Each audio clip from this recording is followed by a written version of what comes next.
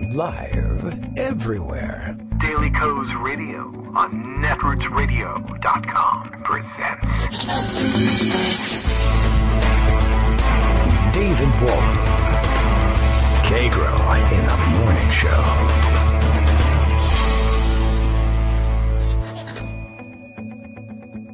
Now, here's David Waldman.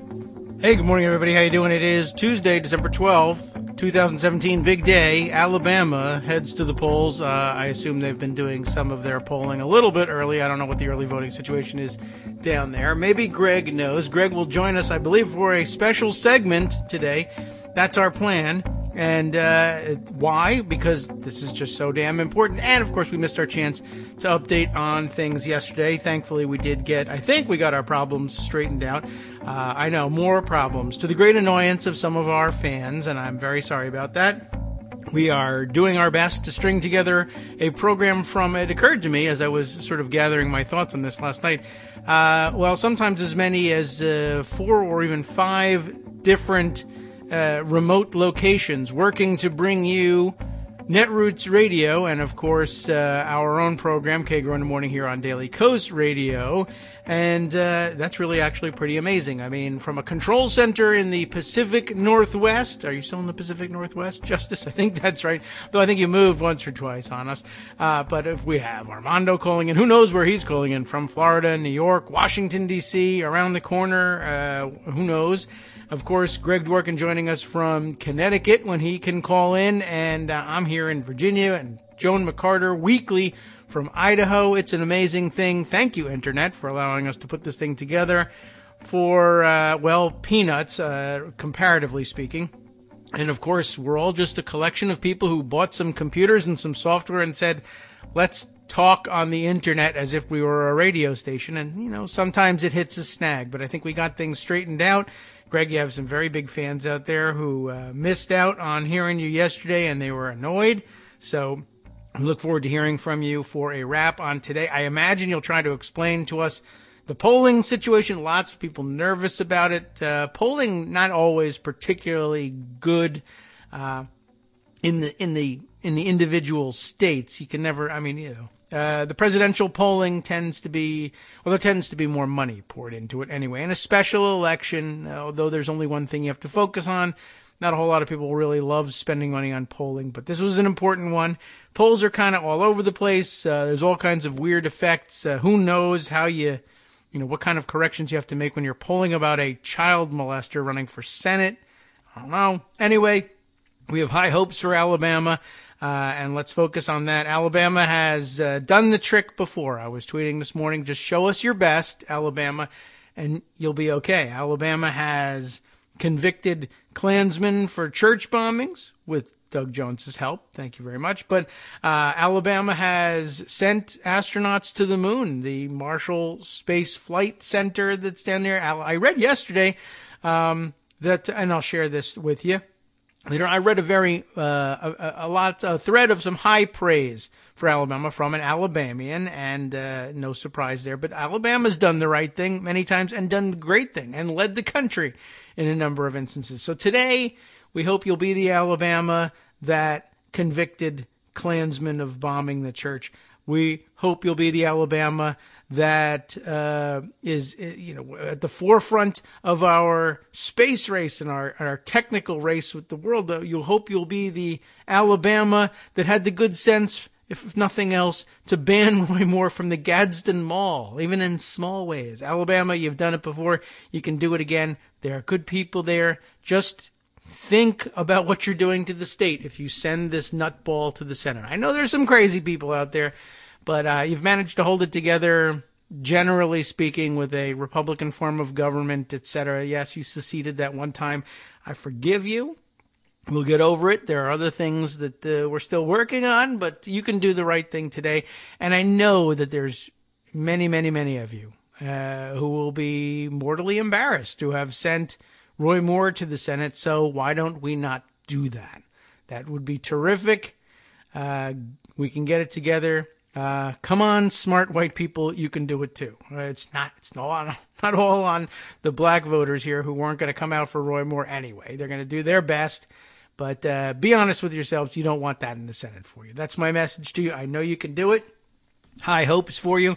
We'll be watching, and we'll see whether we have results from that tonight. It's making everybody nervous, of course, and worried as well, because there's always some question in the wake of the 2016 election with weird shenanigans going on, maybe from Russia. Nobody feels really super confident in anything these days, but we'll hold fast and rely on the systems we've built for ourselves and see if it all works out. There's that lovely chiming sound that means that Greg is calling in from Connecticut. Let's connect, and hopefully everything going well. Good morning, Greg. I hope there's only one of me in your ear today. Good morning. There is, because I remembered to turn off iTunes. In fact, I wrote a note to myself to do that. I know. Okay. I see it. Note to self, turn off iTunes. Okay, so that's working.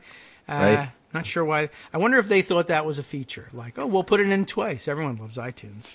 Yeah, it would be okay to hear it twice. I like stereo. It's just that it was like a 15-second delay. And, some of the things you said were just so good, I stopped to listen to hear it the second time, and then I forgot to talk, and that wasn't working. No. All right. Well, that could be distracting. Well, we'll put that aside and move right on to the subject of our special feature today. Thanks for coming by.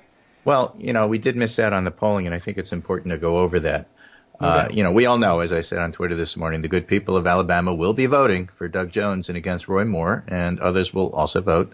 And so the question's going to be, who is the more numerous? Who's the bigger number?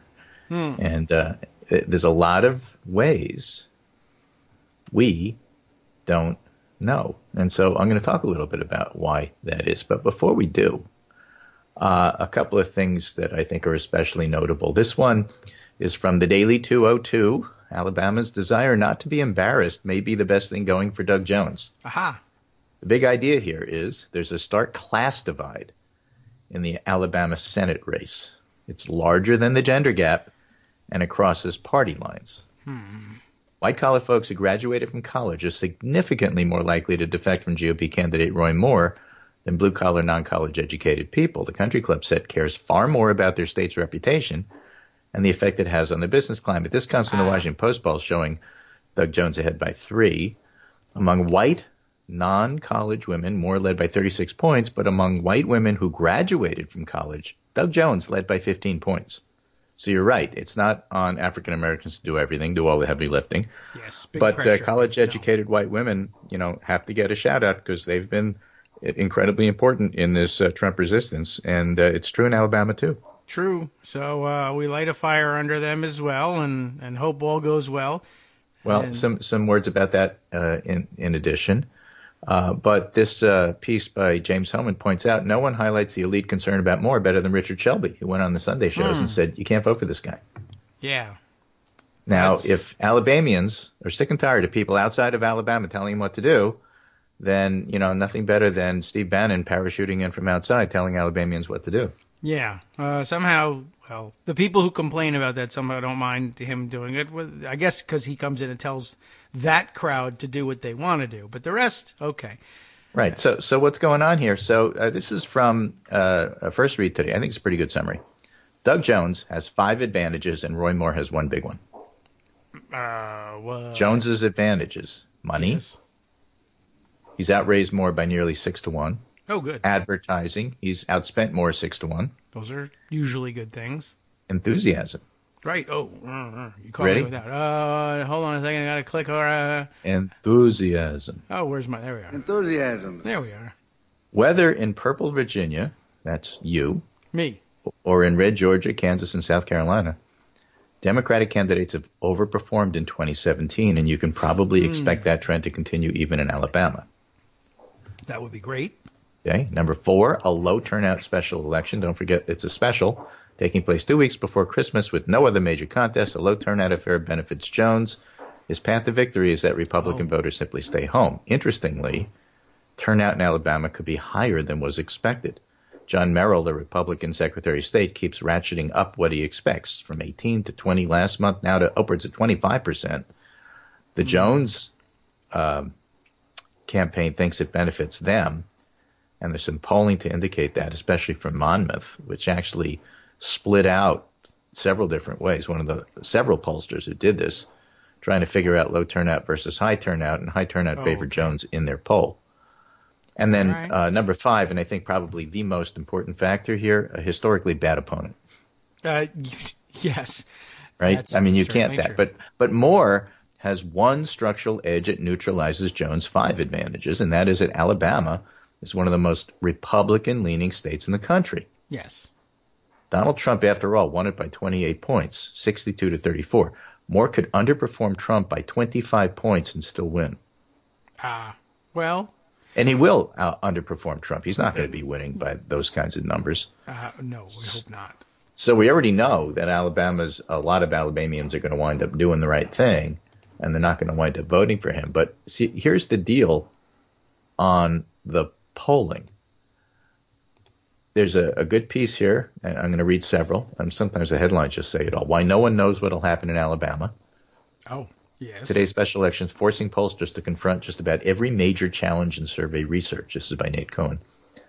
If the Democrat, Doug Jones, manages to defeat Mr. Moore, the Republican, in deep red Alabama on Tuesday, control of the Senate will be a true toss-up in 2018, but there's no consensus about whether this is likely. On Monday, a Fox News poll showed Jones up by 10.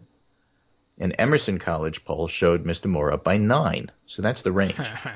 Yes. It's just that the Emerson College poll only does landlines. And it's not as good a poll as the Fox News poll is, but I'm not going to cherry pick. The fact is the range is all over the place. Overall, despite allegations of sexual misconduct with teenage girls, Mr. Moore appears to maintain a nominal lead in an average of recent public surveys, many of which have pretty bad pollsters. But there it is. What's going on? The Alabama special elections forcing pollsters to confront just about every major challenge. There's more uncertainty than usual about who will turn out to vote, and that's the key. A candidate whose unpopularity may make his committed voters unwilling to admit their support to a pollster. On the other hand, it's Alabama, so people may not be willing to say they're going to support a Democrat or a guy who's pro-choice. And looming over it all is a big chunk of voters torn between their party and their misgivings, and no poll can really predict what they're going to do. So the article talks about guessing who will show up and how that's difficult. Yeah, Here's Philip Bump in the Washington Post. Why polls showing a 20-point spread in Alabama aren't actually wrong. Okay. And he says the easiest way to get this is with an analogy. Let's say you have a pool of 100 voters. I will say that. A poll shows 50 of them like candidate A, and 40 of them like candidate B, and 10 are undecided. Okay. So a poll of all those voters would show 50-40 for candidate A. And if the undecided decided not to vote, that's how it would turn out. Right. But let's say those voters don't go to the polls at an even rate. Let's say supporters of candidate A, the one who have 50, they're lukewarm and only 60% turn out, and the supporters of candidate B are more excited and they turn out 75%. Then you get a tie. Yeah, that's true. So enthusiasm makes a difference, I guess. Enthusiasms here make a huge difference. Right. Here's one from David Lauder, and you'll see a theme here, of course. Polls in Alabama are all over the map. Why is it so hard to know who's ahead? And the reason is predicting who's going to vote. And Charles Franklin steps through this step by step with a terrific tweet storm from a few days ago. SurveyMonkey, Mark Blumenthal's outfit, the mystery pollster, my old buddy from mystery pollster days, starts a long comment on the Alabama Senate race poll. Okay? And what happened is SurveyMonkey delivered a new poll with 10 different results based on 10 different turnout and weighting models. I see. Oh, okay. Okay? And the simple lesson here, Charles Franklin says, who's a wonderful teacher, and he does the MU Law poll, so he's quite an expert pollster himself. One simple lesson is you estimate the likely electorate and weight the sample, and that makes a big difference. So the estimates range from Jones by 9 to Moore by 10, or Jones by 10 to Moore by 9 a day later. Quite a range. Walking through the rationale, though, standard demographic weights, whether a registered voter or a likely voter, RV versus LV, puts Jones up by 6 to 9. Okay. Yes. On the other hand, a model with self-reported vote history, I voted last year, I voted last time, I always vote, that narrows to a 3-point Jones lead. So in other words, when you're trying to pick a likely voter, how do you do it? Do you do it based on, I promise you I'm going to vote, or do you do it based on, well, I voted last time and the time before? Those are two legit They're both legit. Nice. You get different answers, and how does that translate into a special election that there is no precedent for? Yeah. With this kind of good versus evil and all of the publicity therein. I don't know. So that's why if the pollster's trying to pick this, that's why it's so hard. Yeah. So the four estimates, RV, 2 LVs, and LV based on past voting report, give Jones a 3 to 9 point lead. And I think most pollsters would normally use one of these approaches, says Charles Franklin. But SurveyMonkey provides others. What about requiring likely voters to have voted in the last non-presidential election in 2014? Okay. And if you do that, Moore wins by 3. Okay. So if you're going based on, I always vote on non-presidential elections, that's a good one. Then Moore has an advantage. Why is that? Because Alabama's a Republican state. So if you do it that way, Republicans are going to predominate. Yeah. Another the approach. last time they had a non-child molester in 2014. Yeah. Another approach notes that the sample of Alabama voters report voting for Trump in 2016 by 50-39, but the real outcome was 62-34. So what if you weight the sample to reflect the actual 2016 margin based on who you said you voted for? Well, then Moore does even better. Yes. So how much do each of these 10 poll estimates affect the trend? Well, basically, Moore's probably ahead by about 2 points. So Moore is probably a little ahead, but there's a lot of uncertainty. 2 points in a state poll is basically statistical dead heat, as Wolf Blitzer would like to say, with a 20-point margin.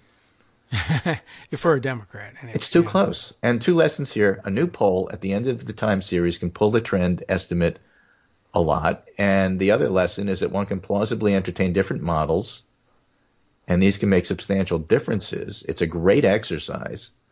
And who votes for whom gets a lot of attention, but who votes at all is equally important. So being clear about the model is desirable. So the fact of the matter is it's a really close race, and his conclusion is Moore might be a little ahead, but there's a lot of uncertainty. Nobody really knows who's going to win. And then since then, there were polls out showing Jones even doing better. Plus, we have the estimate from the Republican Secretary of State that turnout might be even a little bit higher. There's every reason to think there is just no way to know in advance. The smart people, the pollsters, the people who do this for a living, those smart people. are all telling us there's just no way to know who's going to win. And so I'm reading all the hot takes from yesterday, the day before. If Moore wins, then it means this, and if Moore wins, it means we don't know that he's going to win. And there's very few takes on if Jones wins, and we don't know if he's going to win. So the fact is, we don't know it's that close. And the fact that it's that close in Alabama, one of the most Republican states in the country and one of the most conservative, is just remarkable. Yes. Well, I look at it this way. I think my prediction now is if Jones were to pull it out, I can see all of a sudden it became very clear in my mind, all of us hailing this victory and drawing the margins even closer in the Senate, and then in a couple of months, Doug Jones needing to appear particularly conservative for his state, votes in some way that makes us all say, damn it, and I sent him money. So that seems so regular and so ordinary that I guess I'll another predict his mansion, win. just another tester, Right. just what we need. Another hiking. Right. Well, yeah, that is exactly what we need. Well, versus the child molester, yeah, that'll be interesting when that time comes around. We'll and deal with that everybody when the says, time comes. should have had the That's child some of the molester. hot takes that you could Yeah. do that just you can't really do till tomorrow. Just like what happens if Roy Moore wins, and there's plenty to go by that. Yeah. There's plenty of conservatives that are saying that actually the worst thing that happened to the Republican Party is Roy Moore wins, and here's all the examples of how he's terrible, and then we are the grand old pedophile party forever, and there's nothing we could do about it, and it's around our neck, and it's unfair, but there it is, and we don't want him to win for that reason. Well, the fact of the matter is, even if he loses, he's still around your neck because you nominated him and the RNC supported him. Yeah. So he's still yours, even if he loses. Ronna Romney McDaniel changed her name for him. Yeah.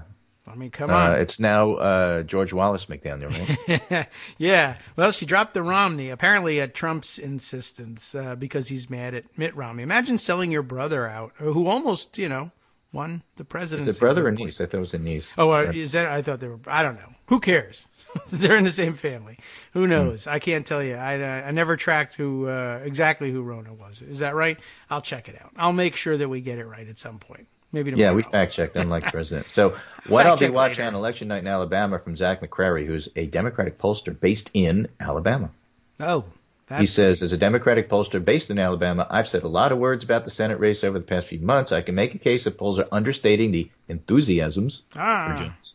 All right, it's there. Enthusiasms. And that he could see a similar surge for Ralph Northam in Virginia. And I said the other day, it's what really the hole in my heart politically is I'm missing all those hot takes about what Ralph Northam is doing wrong. I was just so used to them. Yes, right. Well, so you can't fill it with Doug Jones doing wrong because actually Jones is running a marvelous campaign, win or lose. So anyway, he says, I can make a case the polls are understating the enthusiasm for Jones and that he could see a similar surge to Ralph Northam in Virginia, and let's hope that happens. And maybe Jones wins by several points, and let's hope that happens. That is a prediction from our friend Dana Houle. He'll win between 3 and 6 points. We'll see. I just don't know. And as many colleagues are apt to remind me, this is why I don't know. We're talking about Alabama. And you never go broke betting on Republicans to win statewide races in Alabama. They just outnumber Democrats by so much, it's really hard to beat that partisan split. But he goes through county by county what to look for. So for those who are interested, the title is What I'll Be Watching on Election Night in Alabama, if you want to Google it. And the author is Zach, Z-A-C, McCrary, M-C-C-R-A-R-Y. And it's on Medium. Zach McCrary, What I'll Be Watching on Election Night in Alabama. Okay. And again, all about turnout. So I hope that gives people an idea why the polls are all over the place. The fact of the matter is, if you're looking at poll trending, it's trending Jones over the last week. Moore still has a slight lead. It's still Alabama. He has to be considered the slight favorite, but it's not an upset if Jones wins because the polls are not telling us that he can't. Okay, fair enough. I mean, we'll call it one anyway, and we'll all, just like we've been calling Roy Moore a pedophile when we really should be calling him something else. He's a hebephile, right? Yes. Because that's the name for people who lust after teenagers. But that's okay. Nobody knows what the word is. In pedophile, it is. And there's no GOH. There's only a GOP. So pedophile is what he's stuck with. Right, GOH. We could try that. There's GOT. There's GOP. And there's Roy Moore and Donald Trump's party. And there is no Republican Party the way you know it. And all you Republicans out there trying to decide whether to stick with the party or not, your party has left you. Yes. Well, get on the stick here. Everybody know where your party has gone. By the way, Rona Romney McDaniel is Mitt Romney's niece. But That's right. Mitt has a sister named Rona, so right, but it's not her, and right. she probably Rona kept Stern Romney, right? Yeah. So, hence the confusion, because I know where all of the Ronas are. I got all of them in my head somewhere. Yeah, but do you know where all the Romneys are? It's an awfully big family. True, it's gigantic, and so there you have it. But even so, your uncle, let's say, is runs for president, wins the Republican nomination like last time, and you're like, yeah, I'll ditch the Romney thing. The Romney name was, by the way, the ticket to the chair, but what the hell? Well, you should change it to Rona Trump McDaniel and see how that works. Right. Anyway, so if you're going to try to make these predictions, what you need is a little bit of finessemanship here because, it's just, you got to work your way through it. It's just not so clear. Yes. Well, they've certainly covered all the bases over at SurveyMonkey. You can't call them wrong. They had all results. That's right. So, that's the summary for today. Excellent. Thank you for coming on and doing that. I know a lot of people were frustrated at not being able to hear it yesterday. So special stop by for today. Thanks so much. You're welcome. And I will be getting off before the break, and that'll be it for today. But again, I have to tell you, it is really annoying watching people explain how Moore is going to win, and he may. But if they're right by accident. Oh. And people who are declaring that Jones is going to win because of the enthusiasm and the Democratic wave and this and that and everything else, if they're right by accident. We truly don't know. Now, the polls close at 8, and it's Alabama, so I think what happens is After the polls are closed, each individual polling place puts this polling information into a leather bag, seals it with wax, and then a mule team delivers it to Central Alabama vote counting. Right. And so they really don't have okay, it's 8:01 and now we know what the results are. No, they're not So like that. So it may turn out to be a long night. I'm just warning people. Okay. Well, a lot of Roy Moore's favorite people will be in bed by that time, so we don't know exactly how the viewership will go, but people up here will be on the edge of their seats, I'm sure. They should. Why don't they deliver the vote results by NASCAR driver? That would be a lot faster. Be a lot more fun too. Yeah, you know. well, for them, but anyway. let's just hope there aren't any car wrecks in the process of doing this election. That's what people watch for, is the car wrecks. I know, but we really need a clear result. Okay. Anyway, right. with that, let me thank you for allowing me to be on the show on a special day that I'm not normally here, and thanks for helping me figure out what the heck was going on with the sound, so we can fix this. You know, if you're going to do a radio show from your house, let's just say, do not try this at home. Right. You should really be trying it from a studio somewhere. We just don't have the money for that. Plus, you're in Connecticut. That's tough. We don't need it. We have Kagro World Headquarters, which unites the country in all sorts of different ways and means, by the way that you have outlined. And you know what? Our sound quality is better than ever. So take care. Excellent. And Thank I will you. talk to you tomorrow. All right. Terrific. We'll have Looking more to forward say it. about this election tomorrow. Oh, than we do right. today. It will have happened by that point. And here comes that break music. Thanks for stopping by. Have a Perfect great day timing. at work. Excellent. And we'll see you tomorrow, and maybe we'll know who won. Finessemanship. Take care. You do the same. And okay, so we successfully pulled it off. All the right buttons were hit. That's terrific. That's always good news. And all the music is rolling, so at least we have that going for us. We'll dive into the rest of the situation. I have some other contributions to share with you on Alabama before the big day, too. We'll get to those after this break. Welcome back to the Kagro in the Morning Show here on Netroots Radio. We continue to produce this thing out of Kagro in the Morning World Headquarters, and to great effect today. We seem to have gotten everything right. I told you that we had some additional contributions on the Alabama question before we close things out and leave it to the voters down there. And I'm inspired to bring them to you now by our damn professional outro. I mean, we really hit the mark perfectly on that. I think that sounded super professional, as if the music had been dropped in after the fact rather than announcing live. Anyway, I've got a couple of contributions, as I mentioned. First, one I'll read to you that our good friend Bruce McFarland sent to us yesterday. A tweet from Richard Allen Smith, who tweets as Rock Richard.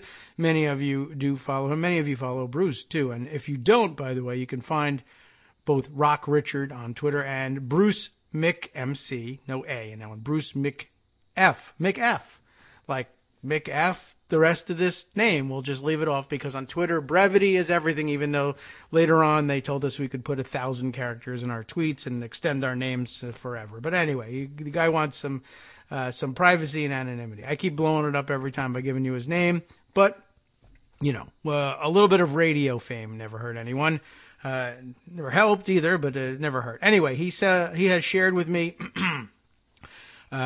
Richard Allen Smith's small, I don't know, is in the tweet. It's not a tweet storm. Is this from his Facebook page that we took some screen caps of? Anyway, his election eve thoughts on the Alabama Senate race. Of course, today is election day, not election eve, but we can share those thoughts nonetheless. Richard has this to say: "My chest is so tight. I've started writing my big Alabama piece 12 times since the summer, and you may have noticed, never published it.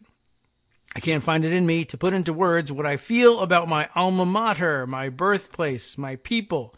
So I guess he's from Alabama. Do I start with the sultry August night I spent in Montgomery in 2003, the night before I left for basic training, when I sleeplessly went for a walk on Goat Hill and happened upon the Roy Moore rally at the deadline courts set to remove his 10 Commandments statue way back when? Do I lead with the undercovered fact that Moore is extremely disliked by Alabama Republicans? Do I start with what I saw working races in Alabama in 2008 and 2010 with the notorious futility of polling elections in Alabama? I guess that's notorious. Or with a drive-by truckers quote. Let's see. This next part is obscured here, and I'm trying to get a clear look at it through the wording here. There's nothing I know about the state that birthed every bit of my kin as long as anyone can remember. Or there's nothing. There's everything. There's everything. I must be probably the poor me. The way I'm viewing this picture has type. That is the author's name over the type. Okay, here we are. And whatever part, we've got we hit the button a little early there. There's everything I know about the state that birthed every bit of my kin, as long as anyone can remember. And it's what makes putting all this into words so hard. Alabama is beautiful. And it takes an Alabamian, I guess, to know and be able to say this with some authority. Alabama, they figured out a way to get rid of the type over it. Okay, Alabama is so beautiful. And not beauty like an airbrushed white model on a Maxim cover, but flawed and complicated as true beauty always is. No matter what story you've heard about Alabama, you've only heard part of it. It's 52,000 square miles of picturesque vistas, fine people, and the world's best barbecue. I think everybody says that, though. But I've not tested Alabama barbecue, but that was a special selling point, as I recall, of attending school in Alabama in the blind side. Although I think everybody was saying they had the best barbecue. Was it Alabama? Was the Alabama coach the one who was touting the barbecue? Maybe it was somebody else. I don't know. It's an ongoing barbecue fight. We'll take a trip there and test it out.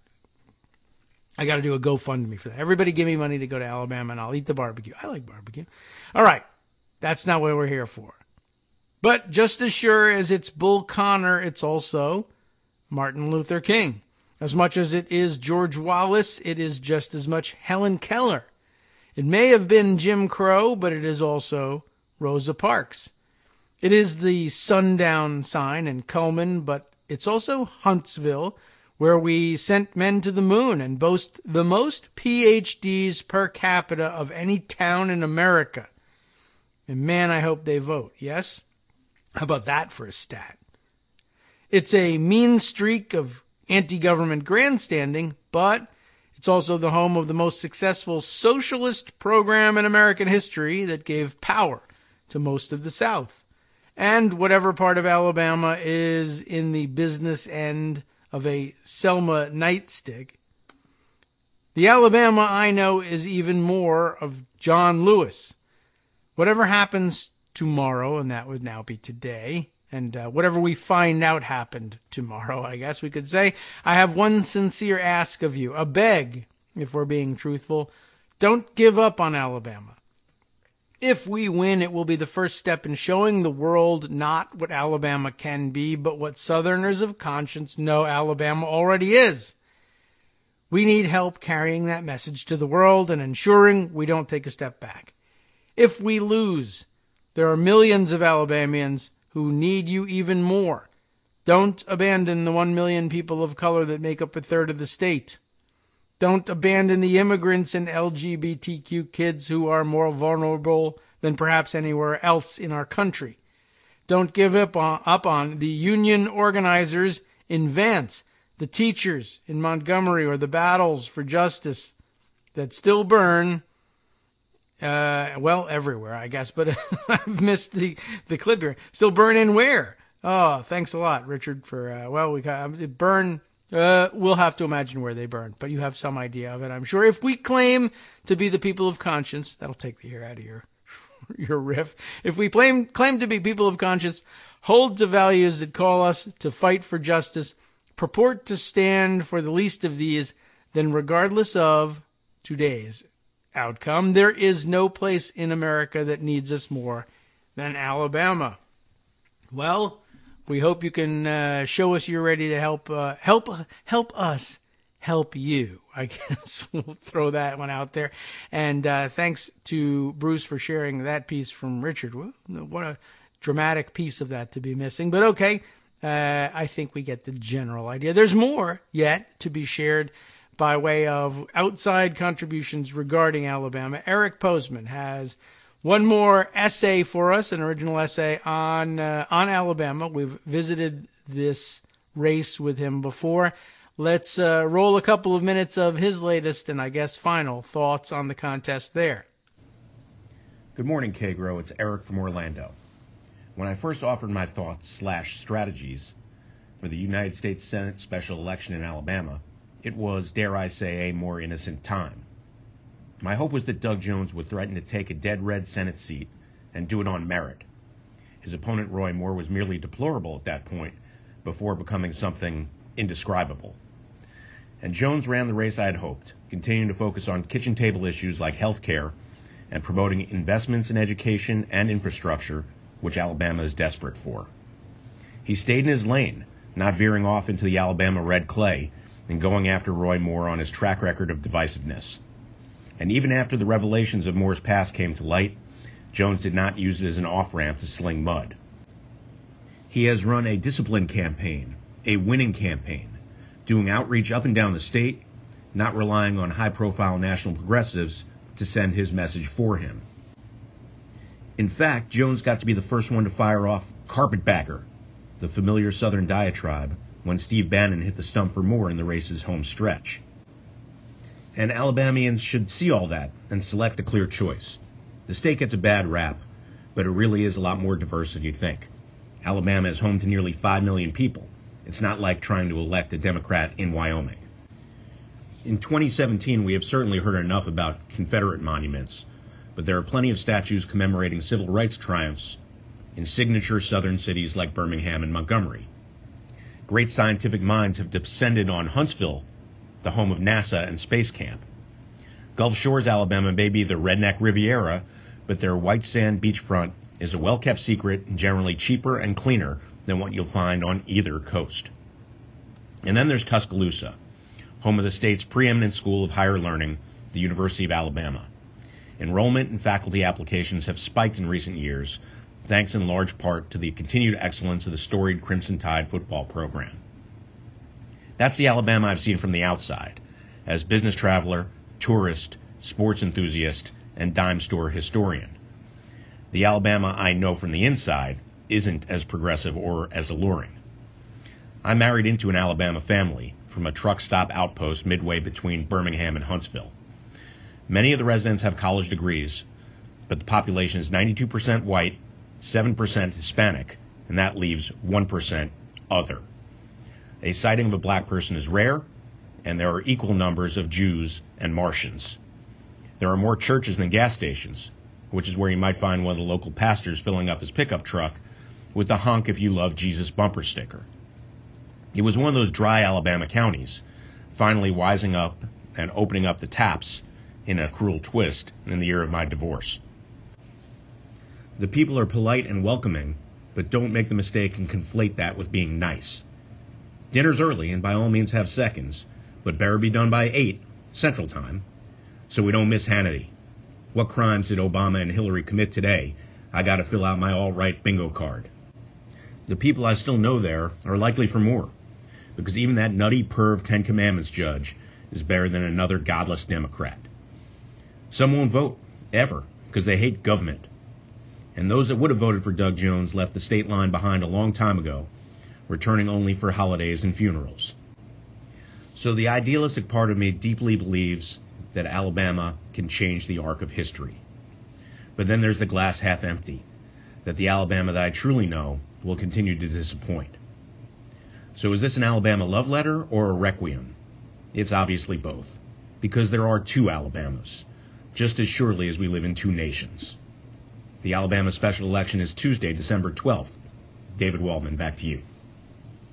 Well, that is that can be somewhat depressing, but again, we're back to the same confusion we were suffering from when the question was polling.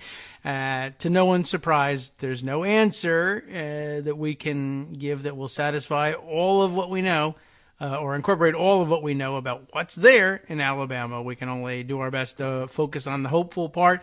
And when it comes to voting, that one day where everybody can get out and put the best foot forward, with a guy like Roy Moore in the race, there's going to be some people who might otherwise have skipped this thing coming out to say, I got to be part of the vote for the no on this one, and put a stop to automatically rubber stamping whatever the Republican machine puts up, even if it's hopeless for Democrats to be able to prevail, and it isn't. When you have a situation like this one. So there's going to be some motivated voters out there, and all you can do is hope for the best. At any rate, okay, thanks very much for the continuing observation of the Alabama race, Eric. We're just going to have to, we throw it to you now, Alabama, and we'll sit patiently and wait for you to show us what you've got. Good luck. Hope it comes out right. Hope you can be satisfied with the results, and we'll be back on Wednesday trying to figure out what it all means, whatever the outcome is. All right, many more topics up for consideration today. Let's see if I open up Pocket, see where things will take us today. Let's see. Is the president relatively quiet?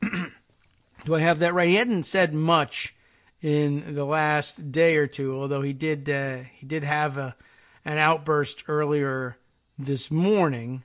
I know that, and he was watching the television and getting upset about all this stuff. Let's see. I think was it this one from this morning?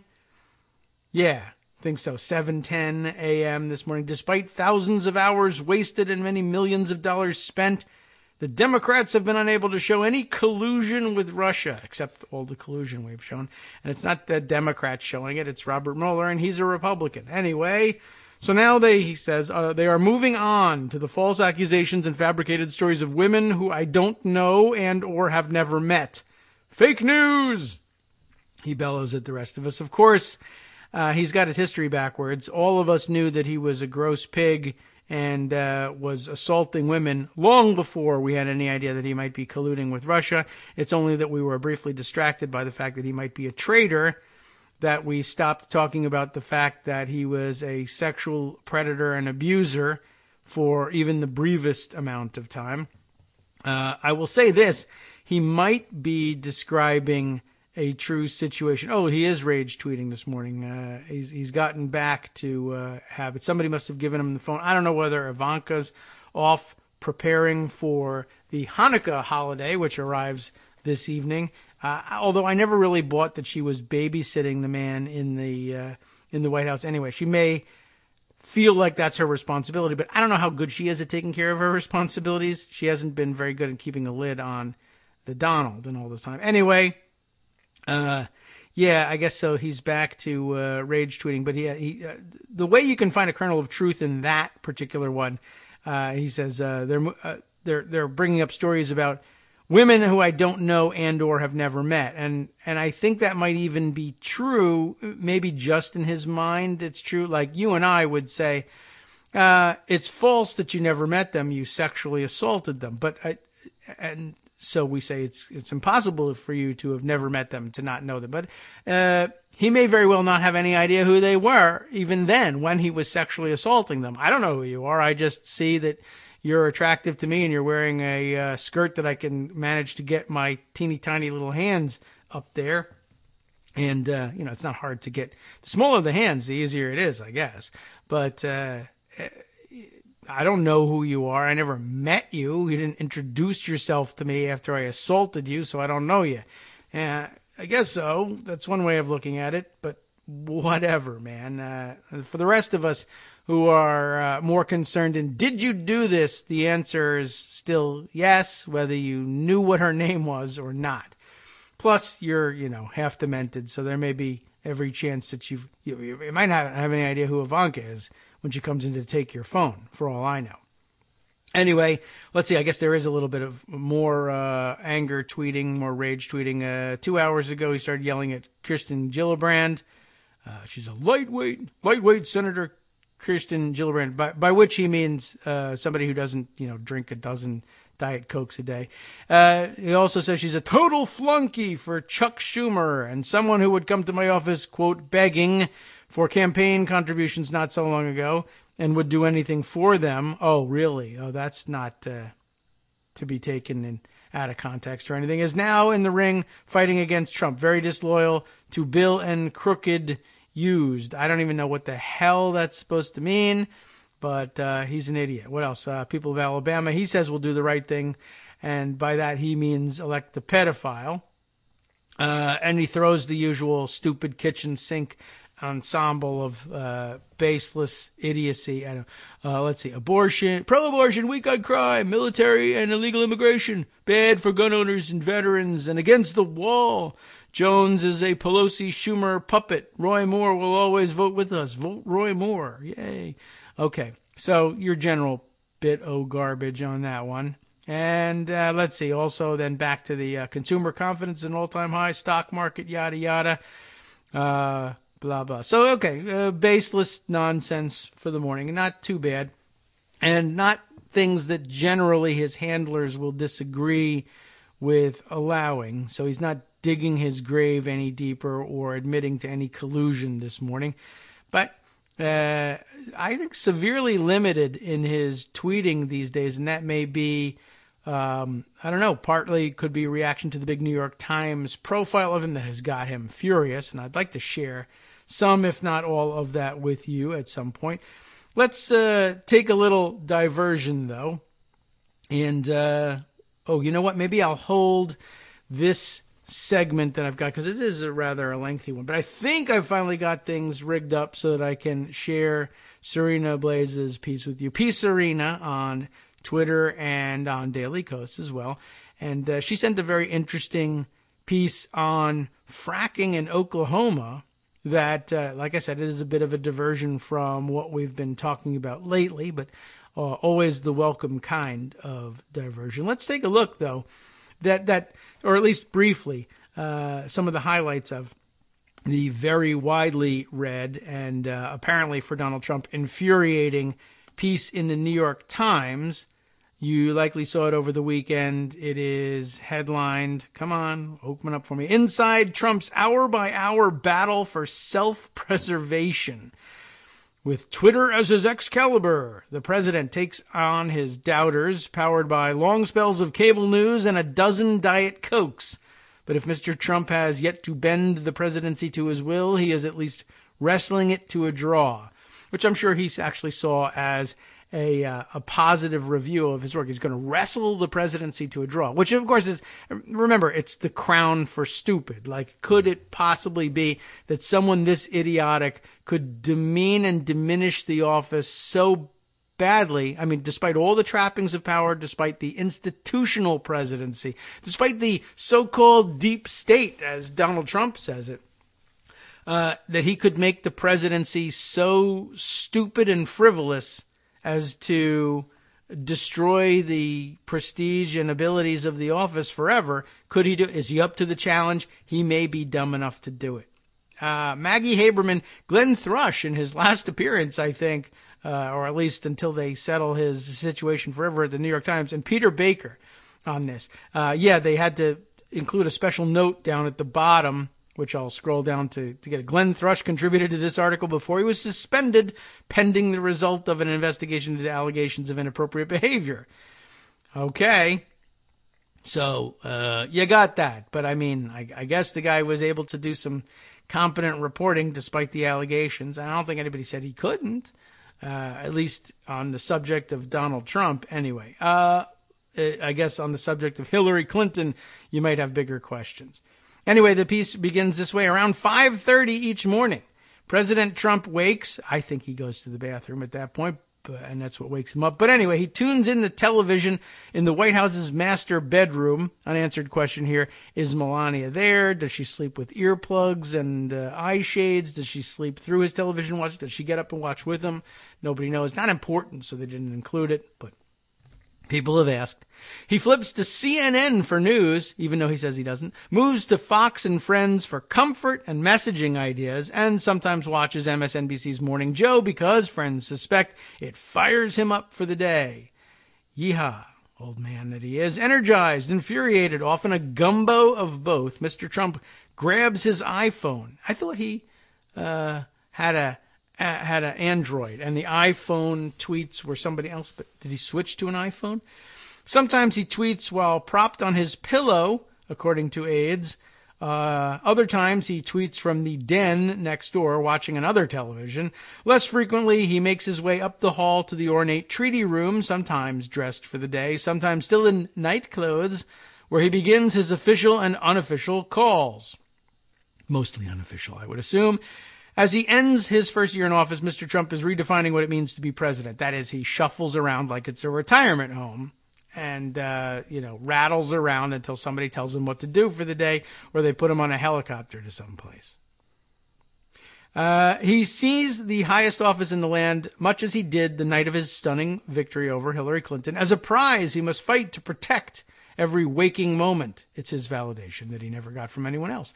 And Twitter is his Excalibur. Despite all his bluster, he views himself less as a titan dominating the world stage than a maligned outsider engaging in a struggle to be taken seriously. I wish he really believed that. According to interviews with 60 advisors, associates, friends, and members of Congress. I have some doubts about whether he really sees himself. I'm sure he sees himself as embattled and taking on the forces of evil around the world and not yet controlling the world. I don't think he sees himself as a world historic figure on a daily basis, though I do believe that he believes he belongs there.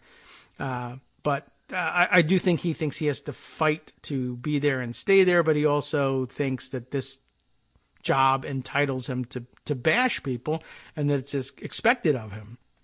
And he's the nation's Archie Bunker. I'll tell you what's wrong with this country, and I'm the president of it, so I'm the one who will do that. Of course, it's supposed to be a bit more of a booster, I think, but that's a difference in our philosophies. For other presidents, every day is a test of how to lead a country, not just a faction, balancing competing interests. For Mr. Trump, every day is an hour-by-hour battle for self-preservation. He still relitigates last year's election, convinced that the investigation by Robert Mueller, the special counsel, is a plot to delegitimize him. Color-coded maps highlighting the counties he won were hung in the White House walls. Before taking office, Mr. Trump told top aides to think of each presidential day as an episode in a television show in which he vanquishes rivals. That's how he thinks of each day. Each day is an episode of a television show. How else could he think? That's the way he spent his previous life. People close to him estimate that Mr. Trump spends at least 4 hours a day, and sometimes as much as twice that, in front of a television. Sometimes with the volume muted, marinating in the no-holds-barred wars of cable news and eager to fire back, even to fire back at the television, I would add. And I wonder whether in Trump's mind, when he keeps denying he watches so much television, I wonder whether he counts time with the volume down. I think he thinks that's not watching television. It's just on in the background. In case I need to be watching, I'll see visual cues and then I'll turn up the sound. But the sound is only up for, maybe minutes out of each hour. So I don't watch that much television. He continues to insist on that. And by the way, just by way of punctuating the commentary on this story, saw a tweet this morning that actually went out yesterday. Brian Klaas tweeting this one, and I thought it was an interesting observation. Retweeting a Donald Trump gripe from yesterday. Another false story, this time the failing New York Times, that I watch 4 to 8 hours of television a day. Wrong! Also, I seldom, if ever, watch CNN or MSNBC, both of which I consider fake news. I never watched Don Lemon, who I once called the dumbest man on television. Bad reporting. Of course, I think he's the dumbest man on television. Not Don, but the other Don, Donald. But Brian, observing this story, by the way, the New York Times story, came out 2 days ago, but he didn't read it because he doesn't read anything. Morning Joe, though, on MSNBC, which he doesn't watch, covered it right before this tweet. The tweet sent by Trump at 9:17 a.m. yesterday, and just as they were doing it, he tweets out, "No, this reporting is all wrong. I don't watch television, and I never watch MSNBC," he said as he was watching MSNBC. So Morning Joe covered it right before this tweet. So it seems Trump angrily tweeted that he doesn't watch TV, or even that channel, in response to watching TV and that channel. Just amazing. You can't get any dumber than that, I don't think. But, well, we'll see. I suppose it's always possible for him to get dumber and dumber still. Okay, another minute or so before our break, we'll talk a little bit more about this piece on the inside Trump here, this inside Trump's head anyway, the hour-by-hour battle for self-preservation, just before we jump out. Let's see, where we left off, of course, the television stuff. He feels like there's an effort to undermine his election and that collusion allegations are unfounded. Well, that's a nice feeling. It doesn't have any grounding in reality, but it's a nice feeling. That, according to Senator Lindsey Graham, who's become something of a Trump flunky of late, or at least a much more willing to praise him than he was before when he was being honest about Trump. He believes passionately that the liberal left and the media are out to destroy him. The way he got here is fighting back and counterpunching. I love he still continues to call it counterpunching, and I guess Lindsey's fallen in for that one too. It's blind swinging, lashing out at anybody who's there. There's no rhyme or reason to it. I've never bought into the fancy ideas of him attempting to undermine objective reality. I think he just swings at whatever's there. We'll be right back.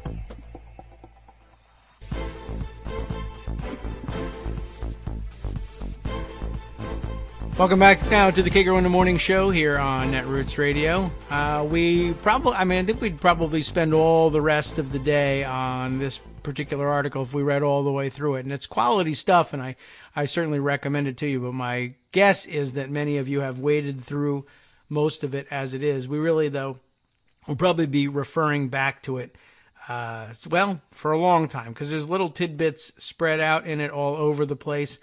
When we left off before the break, we were talking about Lindsey Graham describing how he feels so persecuted by the liberal left and the media being out to destroy him, and I wouldn't mind destroying him. I got to admit that that's true, although I don't know that that's the reason I wake up every day, nor do I think that the way he fights can properly be called counterpunching. It's just lashing out at whoever makes him angry at the moment. That's not really counterpunching. I put it a little indelicately yesterday, but I guess we can get away with this one today. I think you're allowed to get away with this, but maybe we'll clean it up for radio. But quite honestly, I don't know that there's any strategy to it. I know there's a lot of people who put a lot of time into saying, well, he's got an overt strategy for undermining objective truth or the free press, and therefore he's got an authoritarian or fascist agenda, and that may kind of sort of all be true in the sense that he'd love to be an absolute dictator, but I don't know that he has any serious plans to move America to that. We may get there, and other people around him may have that plan.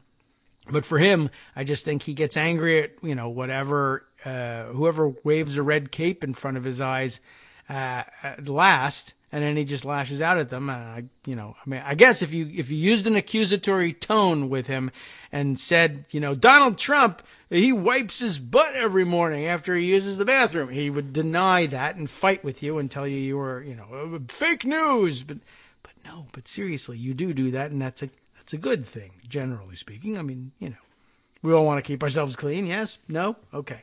Of course, other people did object to me that he has people for that, and it's entirely possible. But I don't think he lets anybody near. But anyway, that's all just speculation. Having taken care of that, we'll move on back to the story. Of course, let's see. They recount the story of the last couple of weeks of his derogatory reference to Native Americans in front of the Navajo code talker guests. Insinuated that a television host, Morning Joe, was involved in the death of an aide, and prompted an international incident with Britain by retweeting inflammatory anti-Muslim videos demonstrating the limits of a staff that has tried hard to steer him away from volatile territory. And here, we'll sort of skip down. The next section is kind of dedicated to the idea that Chief of Staff John Kelly has tried to keep him in check and maybe even had some success in doing so, but it tells an interesting story in getting around to it. Puts it this way. In the jargon of the military, John Kelly, a retired four-star general, served as a wagon boss for Marines crashing into Iraq in 2003, keeping his column moving forward despite incoming fire. As White House Chief of Staff, Mr. Kelly has adopted much the same approach. Okay, sure. Laboring 14-hour days to impose discipline on a chaotic operation with mixed success. I'd say that's the best you can say about it. In the months before Mr. Kelly took over last summer from his embattled predecessor, Reince Priebus, the Oval Office had a rush hour feel with a constant stream of aides and visitors stopping by to offer advice or kibitz. During one April meeting with the New York Times reporters, no fewer than 20 people wandered in and out, including Mr. Priebus, who walked in with Vice President Mike Pence. The door of the Oval Office is now mostly closed. Mr. Kelly is trying, quietly and respectfully, maybe, to reduce the amount of free time the president has for fiery tweets by accelerating the start of his workday. Mr. Priebus also tried, with only modest success, to encourage Mr. Trump to arrive by 9 or 9:30. Whatever you feel is appropriate there. Most important job in the world. Okay. The pace of meetings has increased. Beyond Mr. Kelly and Mr. Kushner, they often include, can you believe that? Beyond Mr. Kushner. Really? You think you should meet with somebody else? They often include Lieutenant General H.R. McMaster, the National Security Advisor. Good idea. Ivanka Trump, the president's daughter and senior advisor. Hope Hicks. How does she do it? The communications director. Robert Porter, the staff secretary, and Kellyanne Conway, the president's counselor. That is some dumb circle right there. Mr. Trump, who enjoyed complete control over his business empire, to no avail, of course, has made significant concessions after trying to micromanage his first months in office. Despite chafing at the limits, the president actually craves the approval of Mr. Kelly, whom he sees as a peer, people close to Mr. Trump said. Here's what he does with his peers. Ready? He calls Mr. Kelly up to 12 times a day, even 4 or 5 times during dinner or a golf outing, to ask about his schedule. What am I doing? Where am I? Or seek policy advice. What should I do? Who's the president? According to people who have spoken with the president, the new system gives him, quote, time to think, he said when it began. Also to no avail.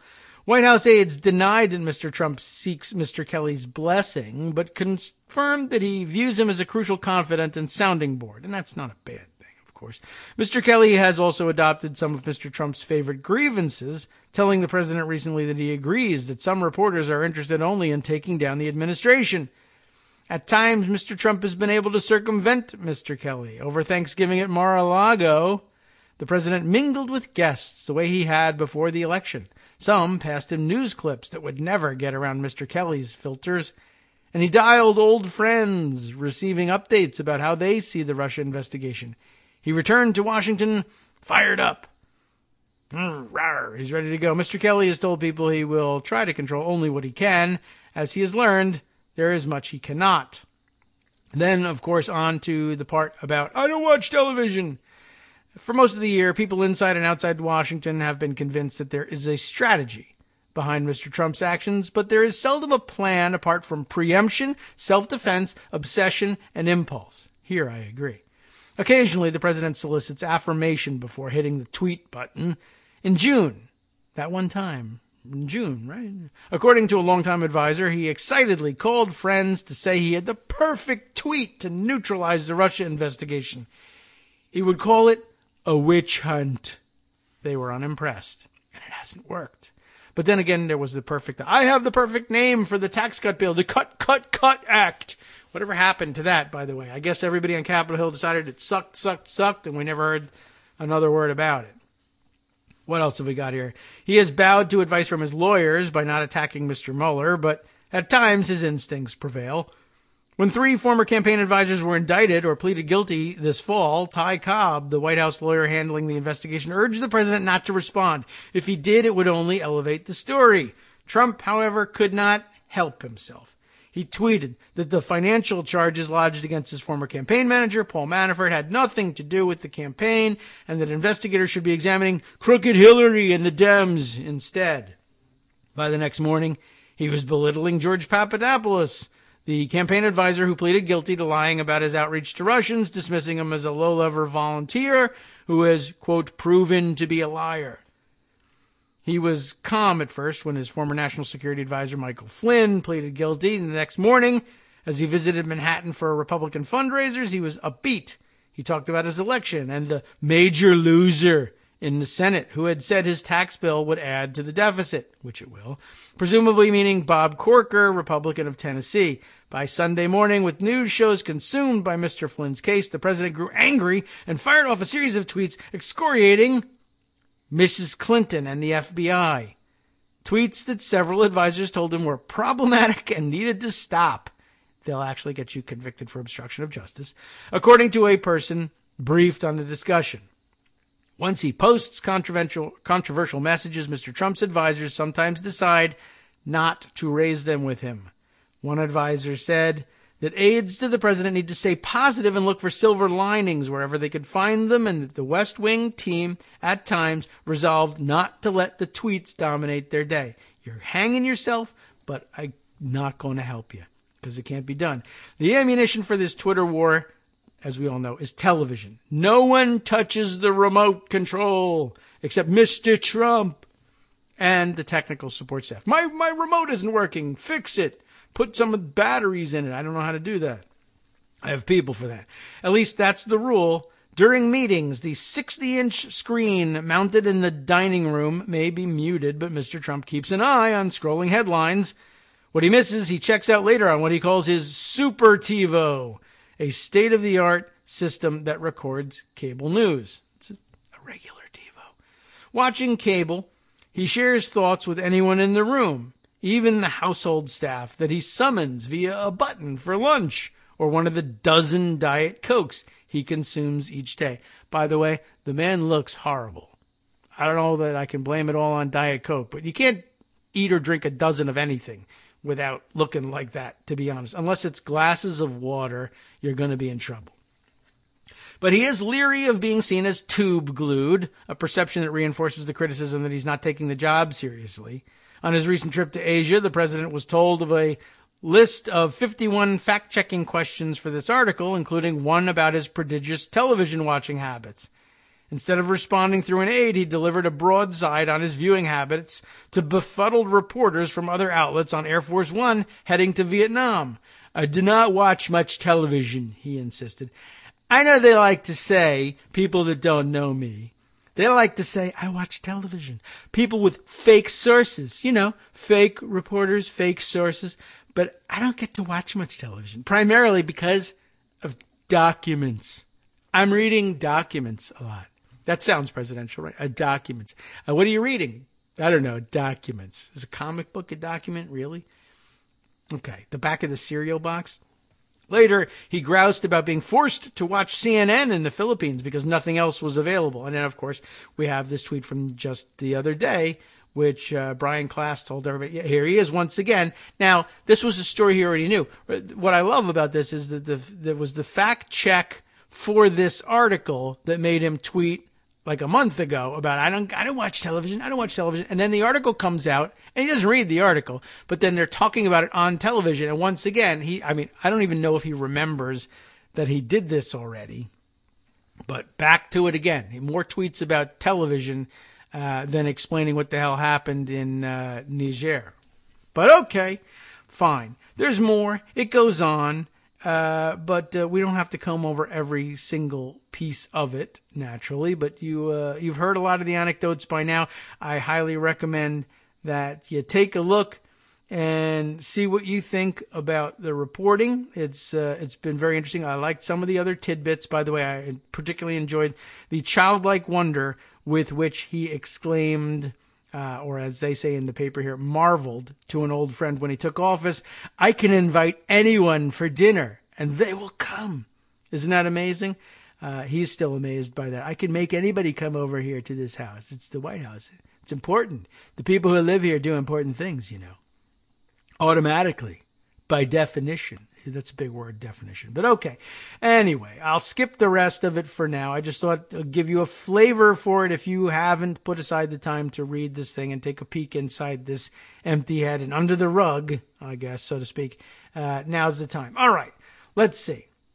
What else have we got here? I mentioned to you that we have Serena Blaze's contribution here. I'm going to have to sort of move a lot of things out of the way, and I think I have rigged things up properly such that if I play this selection through iTunes, and it should be open here, yes, okay, then we should be able to get the full feed here. Once again, Serena Blaze, P. Serena, on the Oklahoma fracking situation and some of the pushback from locals who, by the way, taking an interesting tack on all of this, and it may be the right way to deal with it in Oklahoma. But let me share this piece with you and comment on it afterwards. Good morning, David. This is Serena Blaze. I'm a faithful listener in Oklahoma. I'm P. Serena on Daily Kos and on Twitter and Facebook. So you've heard from me occasionally before, but I've never filed a report. But I have this story, which I did for my own podcast called Pointing Left. And so I thought I would clip it out and wrap it with a little intro and outro and see what you thought, if you thought it was worth playing. So, David, I have a story from Cushing, Oklahoma, which you may know is the crossroads of the oil and gas industry's pipelines.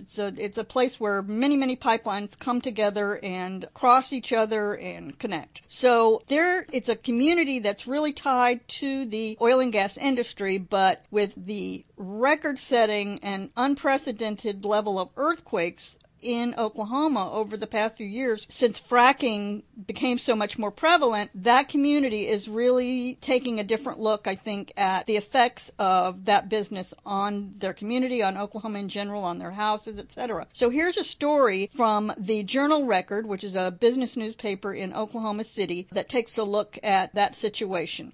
It's written by Sarah Terry Cobo, and it was filed on December 6, 2017. Entitled, Lawsuit Seeks Class Action Status for Earthquake Damages in Cushing.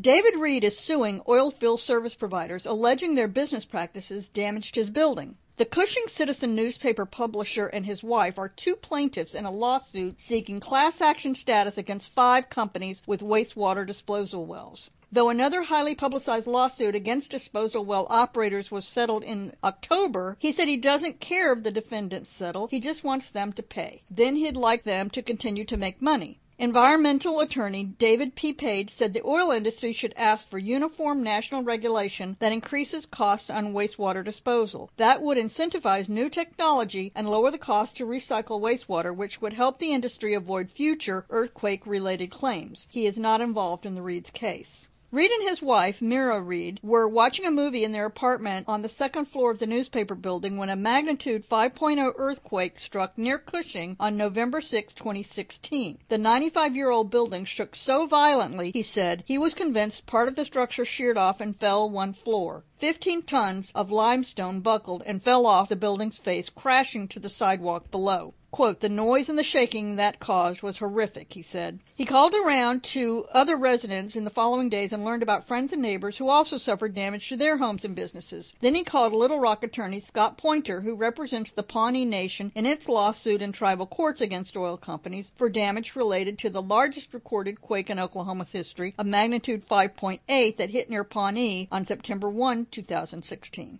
Quote, I brought the lawsuit for the benefit of the people of Cushing area who sustained damage so they can get recourse, Reed said. If someone crashed a truck into his building and caused thousands of dollars in damage, he said, he'd expect the person to pay for it. He expects the same from the disposal companies, he said. He's suing Share Oil Company Limited, Crown Energy Company, FHA Investments, LLC, Petro Warrior, LLC, and White Star Petroleum, LLC. White Star accounts for about 82% of the wastewater disposal within a 6-mile radius of the November Cushing quake, according to Reed's petition. Pointer represented Prague resident Sandra Ladra, who sued Spess Oil and New Dominion after a magnitude 5.7 quake in 2011 caused her chimney to crumble into her lap, hurting her and her husband. They settled the lawsuit in late October. The Ladras have enough money to make repairs, so they're happy, Pointer said. It's also an important milestone, he said. Quote, it shows that it is possible to reach a resolution, he said, that the parties in these cases can work through a mediation process like we did in Judge Hetherington's case and come to a resolution, unquote. Page, who has practiced environmental law for 35 years and is with the Duncan-based firm Leach & Sullivan, said he wouldn't speculate on whether the Ladra settlement would signal the Reed case would also end in a settlement. There are too many unknowns because the settlement details are confidential. Pointer said the damages in Reed's case is clearly not as cut and dry as if a truck smashed into the Citizen building. He said he's confident his expert witnesses will demonstrate how the wastewater disposal wells are connected to the Cushing quake. Research as far back as the late 1960s shows injecting fluid directly into an underground fault line can trigger or induce an earthquake, and state and federal scientists agree generally that Oklahoma's unnatural uptick in quake activity since 2009 is correlated to a dramatic increase in oil field wastewater disposal. But researchers don't agree on the mechanism that triggers earthquakes. Some say it could be a few high-volume wells. Some think it's a massive pressure change, taking water out of one layer and injecting it into a deeper layer that's pocked with pores and lets fluid lubricate faults, tripping quakes. It's difficult to pin a few disposal wells to a particular quake or quake swarms. However, Pointer and his colleagues are trying.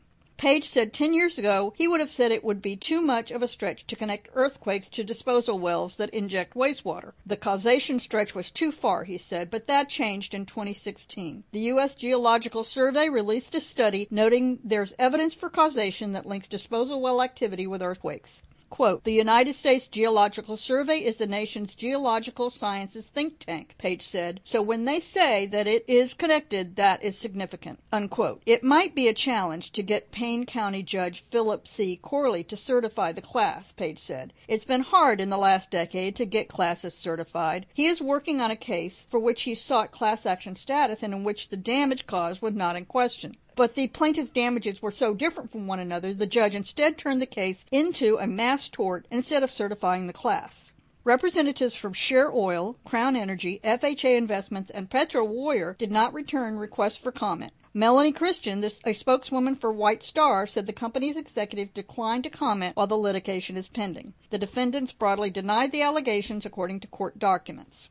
Page said if the oil industry doesn't ask the U.S. Environmental Protection Agency for more rules on wastewater disposal, it's short-sighted. Nationwide rules would raise disposal costs and force the entire industry to recycle wastewater instead, saving a valuable resource. Those rules would also level the playing field for operators, some of whom already recycle and reuse water used in the drilling and hydraulic fracturing processes. Quote, then all of a sudden the regulations have created a marketplace and become some smart kid from OU or Caltech or MIT will come up with a way to recycle water, Page said, and everyone will be happy, unquote. Reed said he doesn't want to ruin anyone's business with the lawsuit, but wants them to pay for the damage the magnitude 5.0 quake caused last fall. The disposal well operators should make Cushing residents whole, compensating them for physical damage to structures and emotional suffering, Reed said. Then the community can get past the pain and move on. He said he even hopes they would rebuild downtown Cushing and afterward hang up a sign celebrating their investment. Then let's kiss and make up and try to help those companies make more money, Reed said. We'll have a cup of coffee or a can of beer and figure out how do we move forward together united, unquote. Again, that was a story from the Journal Record dated 12/6/2017 and written by Sarah Terry Cobo. This is Serena Blaze reporting from Oklahoma City. Back to you, David. Thanks very much, Serena, and I appreciate the brief respite as well, and a great story. It is really interesting to watch. Every once in a while, we got to kind of check back in on that and shift gears back to something that's not immediate breaking news. And I'm fascinated with the with the approach that they're taking there, and I think it's a smart one. I've always been sort of puzzled as to why it is, for instance, that people who espouse free market ideas and hold the free market out as the ultimate arbiter of everything are so concerned about asking, for instance, let's say, impaneling juries from the locality where the damage is done and asking them what they think ought to be done with situations like this. If you are fracking a well to extract oil or natural gas and causing damage to your neighbors. I mean, why isn't that an externality that you would want to factor? But it's going to affect our profits or our bottom line. Yeah, it will. You're damaging people. It's not a question ordinarily.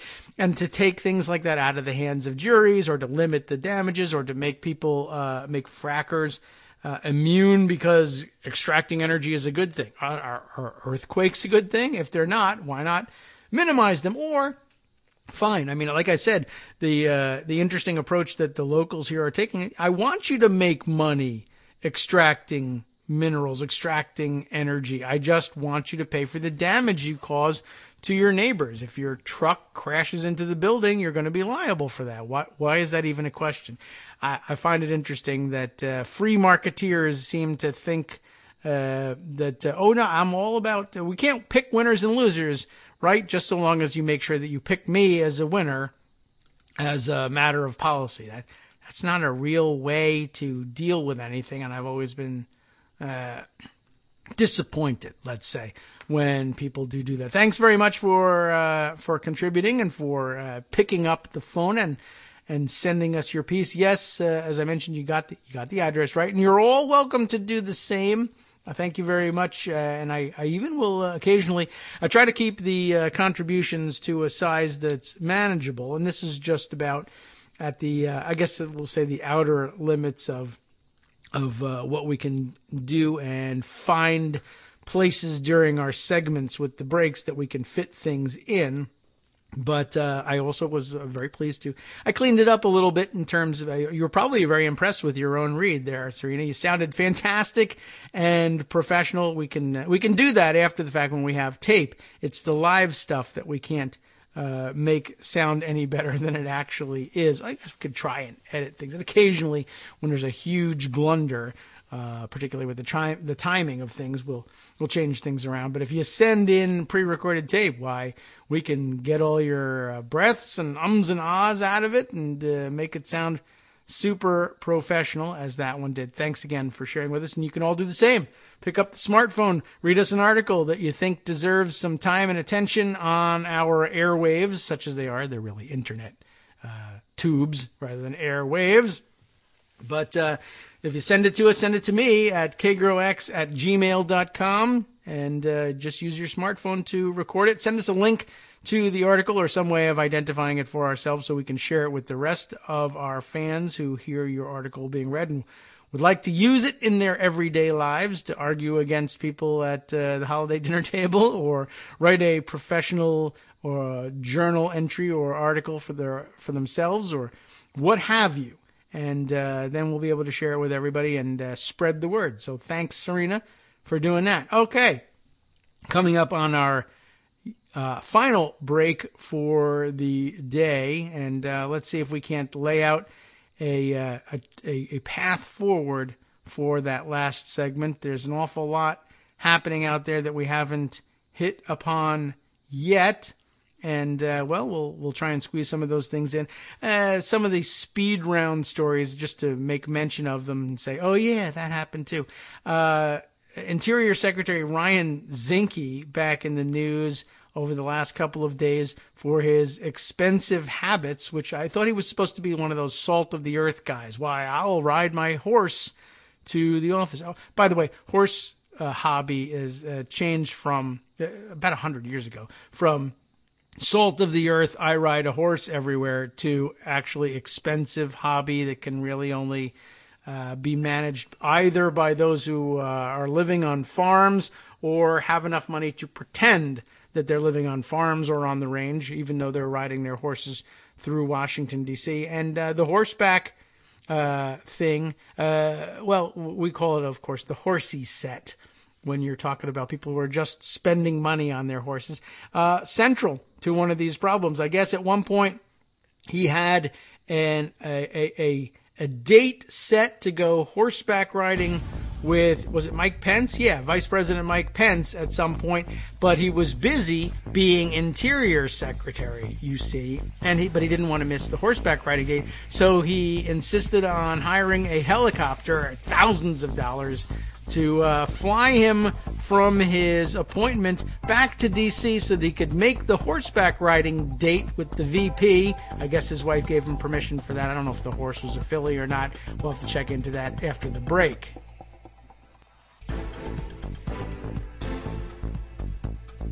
Welcome back to the Kagro in the Morning Show here on Netroots Radio and our final approach to wrapping up for this Election Day Tuesday.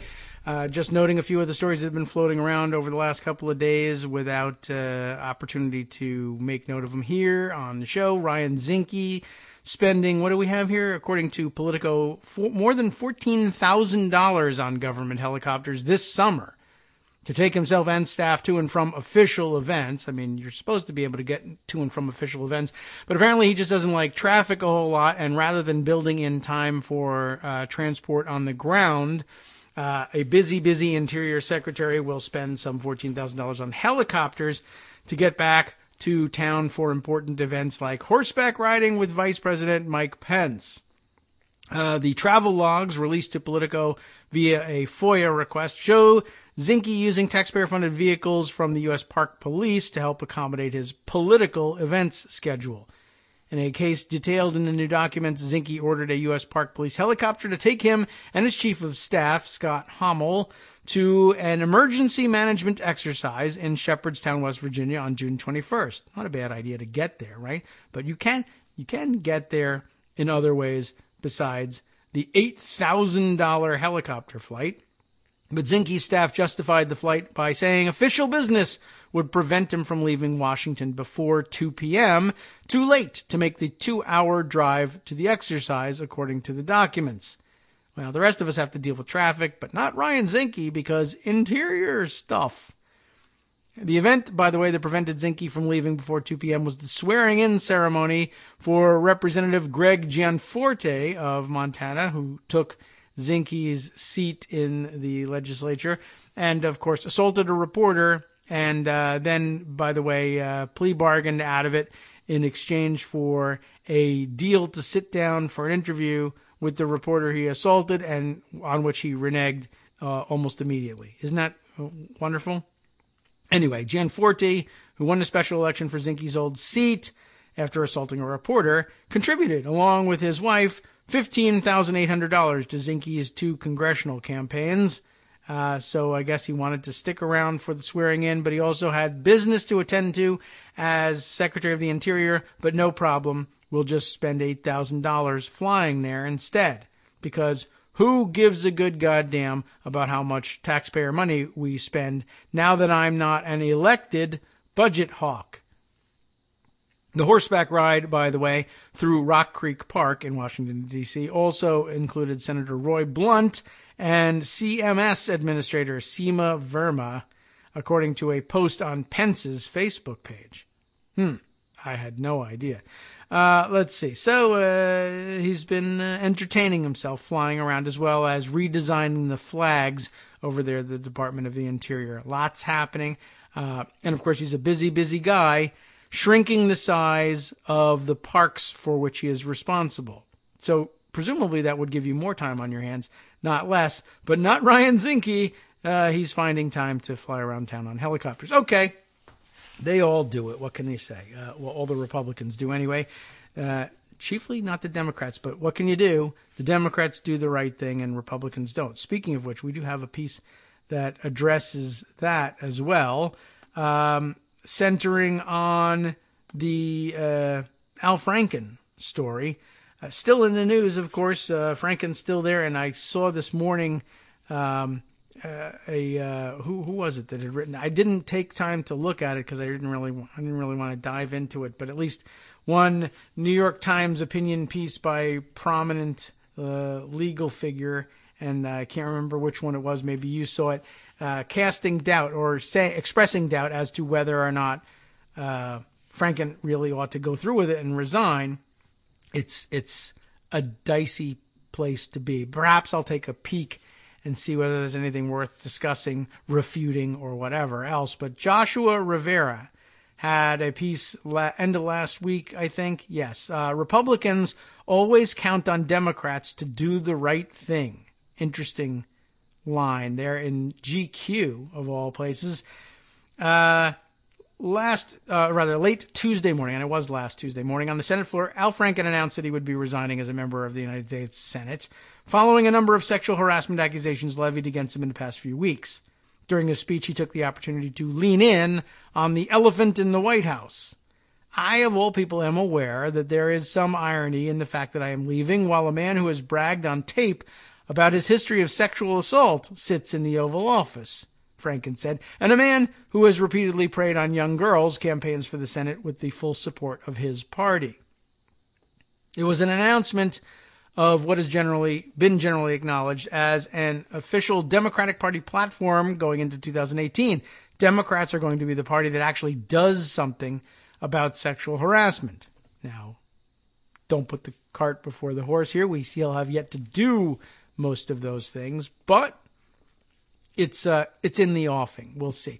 That Franken's speech shrewdly positioned himself as a martyr and victim makes the strategy of this move especially clear. And by the way, that was received with great disappointment by a number of, probably former Franken fans, and not everyone is in agreement with this approach to his particular case, let's say. But there's some concern about this decision, a worry that's been on everyone's mind as liberal figureheads like Franken and John Conyers are forced to reckon with allegations of sexual harassment, while Republicans like Roy Moore, with similarly credible allegations, and probably even more credible, I would say, in terms of the number of the accusers, although it's pretty rock solid on John Conyers. I mean, I guess he belongs in a separate category all by himself, having settled on these issues and compounded the problem by using government funds to pay the settlements. That's an entirely separate category of wrongdoing, I would say. But okay, I'll read the piece here and move on from there. There's concern about this decision given that Franken and Conyers are forced to reckon with allegations of sexual harassment while Roy Moore apparently not. Exacerbating this is the glee with which Republicans pounce on fallen Democrats like Franken while refusing to acknowledge the noxiousness of their own ranks, or in their own ranks, but by the way, of their own ranks as well. It doesn't matter if dozens of women have credibly spoken out against Trump and Moore. The accused have denied it, and that denial is all Republicans need to continue on their reckless pursuit of tax reform.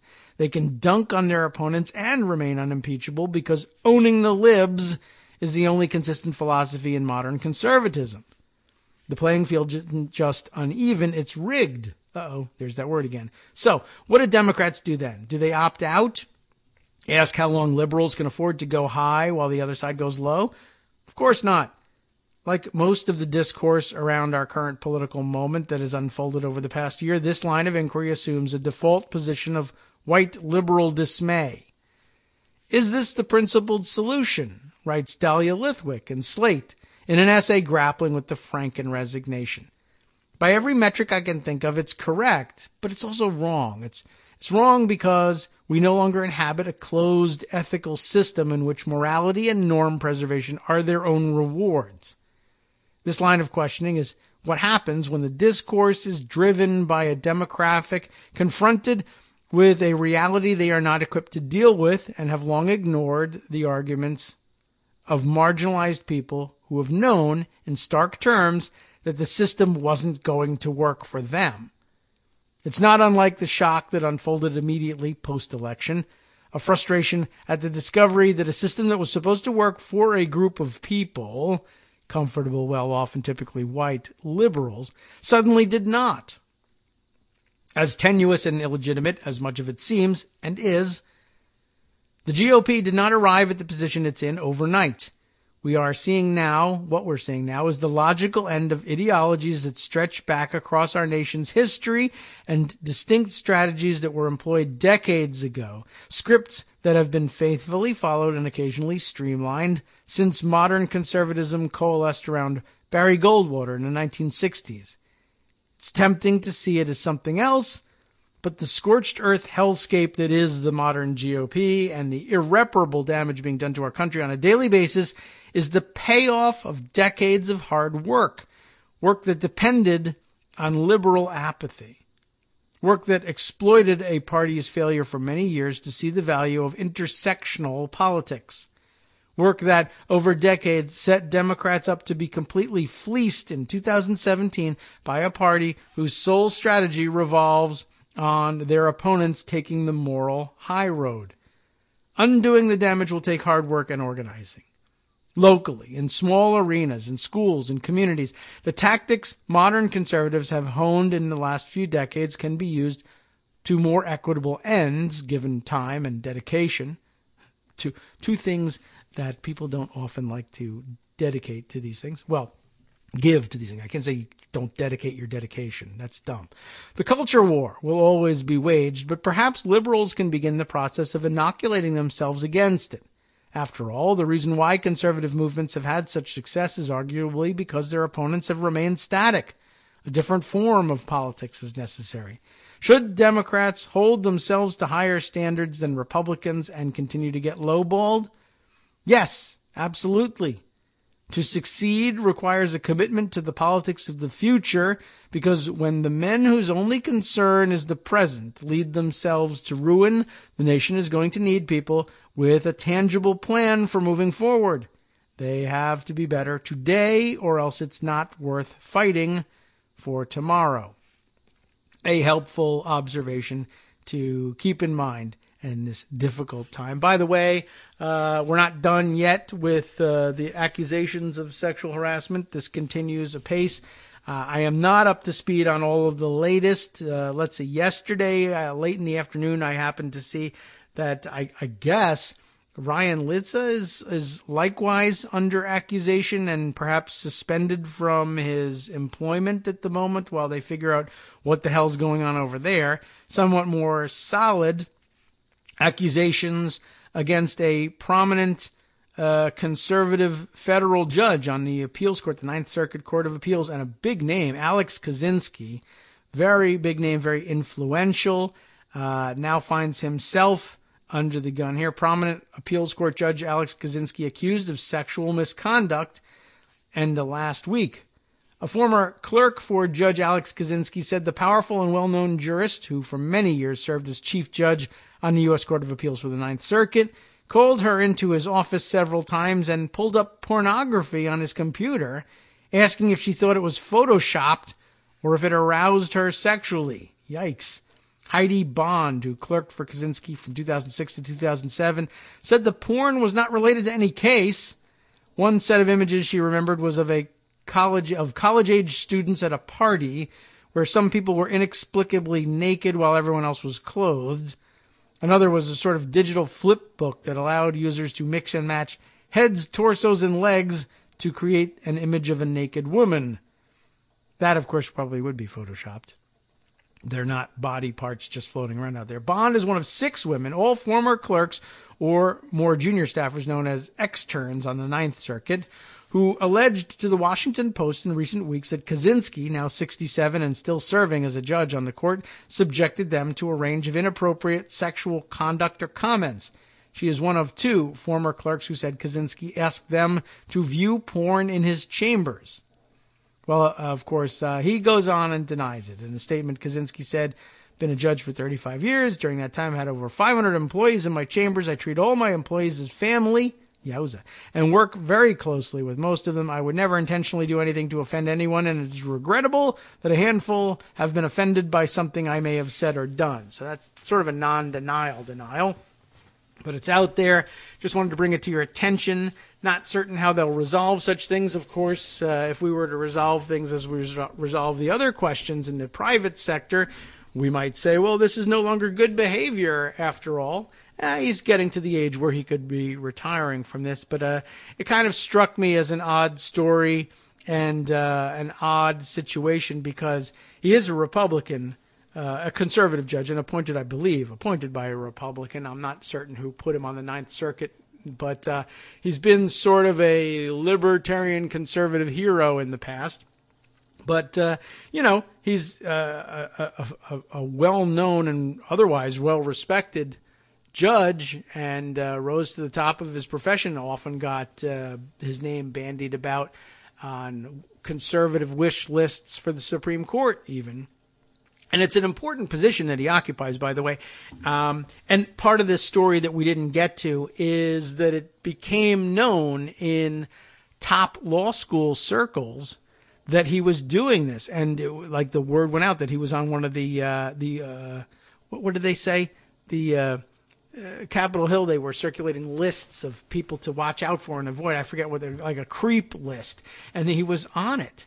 And women who were graduating at the tops of their classes in top law schools were avoiding clerking for a judge who was a top feeder for clerks to the Supreme Court. In other words, women's opportunities at the very, very top of their legal profession, were being closed off because they were worried about being sexually harassed along the way, which is incredibly damaging for a number of reasons and to a number of people. Who didn't we get to see go on to brilliant careers as Supreme Court clerks? And I mean, that leads to judicial nominations for those people, for top employment in the DOJ, assistant attorneys general, solicitors general, etc., all come through that pipeline, or top litigators in private practice as well, all of whom had to put themselves at a disadvantage career-wise just to avoid being sexually harassed by this guy, allegedly. But it's out there. But the other weird twist is, I'm sure like Republicans now and the Trump people are only too happy to say, yeah, drum the guy out of office. That's right. Resign now and give Donald Trump another vacancy to fill on the Ninth Circuit. They couldn't be happier about that.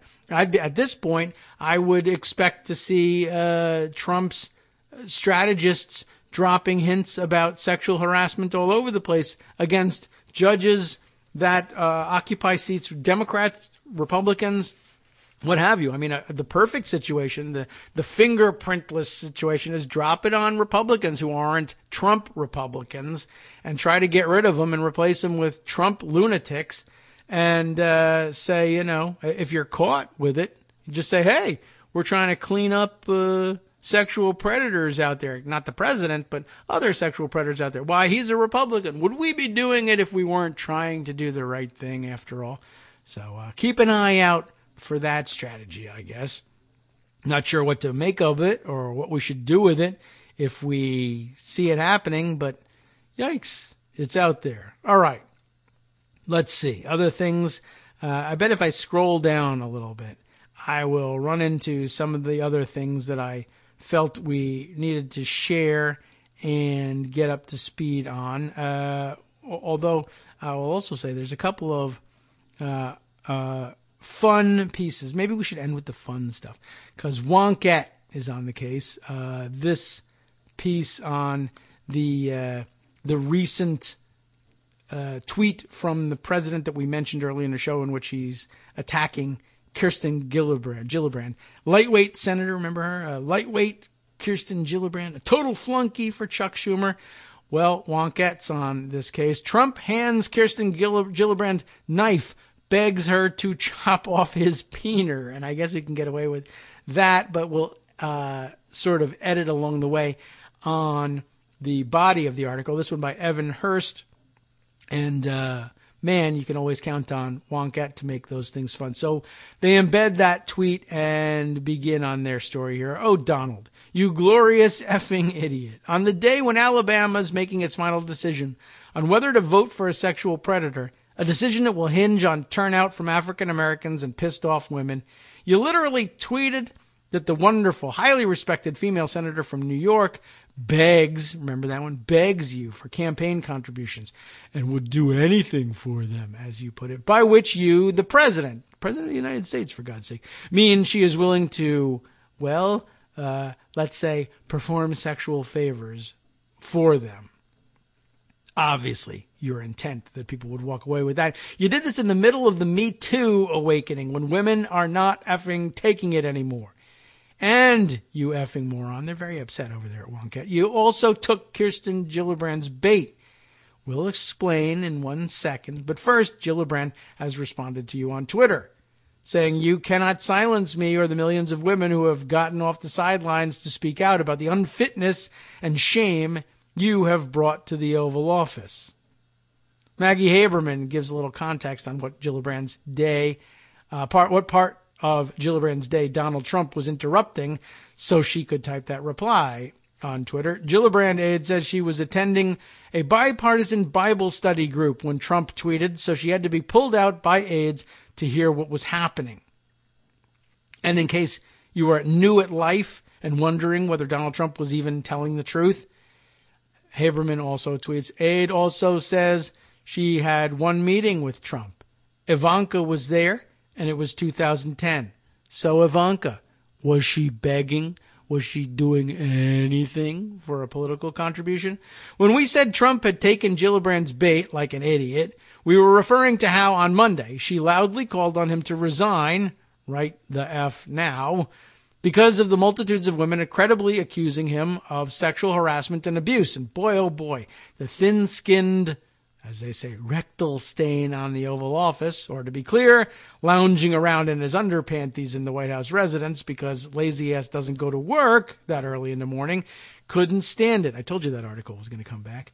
So he predictably picked up his Obama phone and set his meat fingers to Twitter raging. To be clear, this may be the dumbest and most ill-advised fight the man has ever started, and that's saying something. In part, this is a typically stupid lie from Trump. He always likes to claim people are in his office begging him for endorsements and contributions. And it's typical that Trump, in the face of a strong woman demanding his orange asshole face resign from office, would fall back on being a sexist pig because he doesn't have the mental capacity to say anything better. But it's funny because if you're not familiar with Senator Gillibrand, this is her effing issue. Gillibrand has been fighting the fight on sexual harassment and abuse, particularly in the military, for years.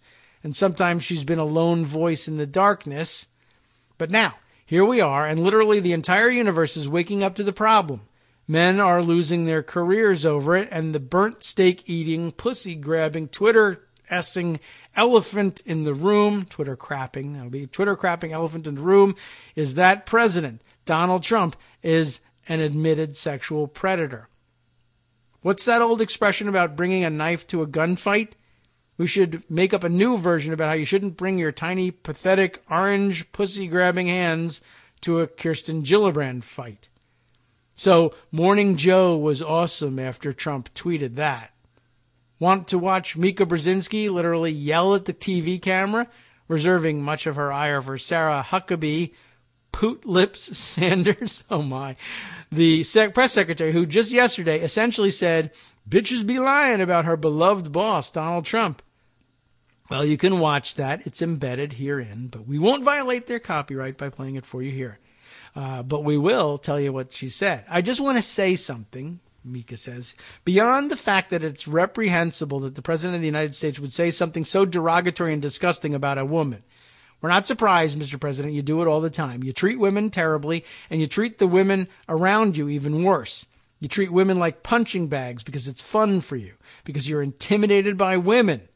That's your problem. Okay, but for the people who work for you, you need to act.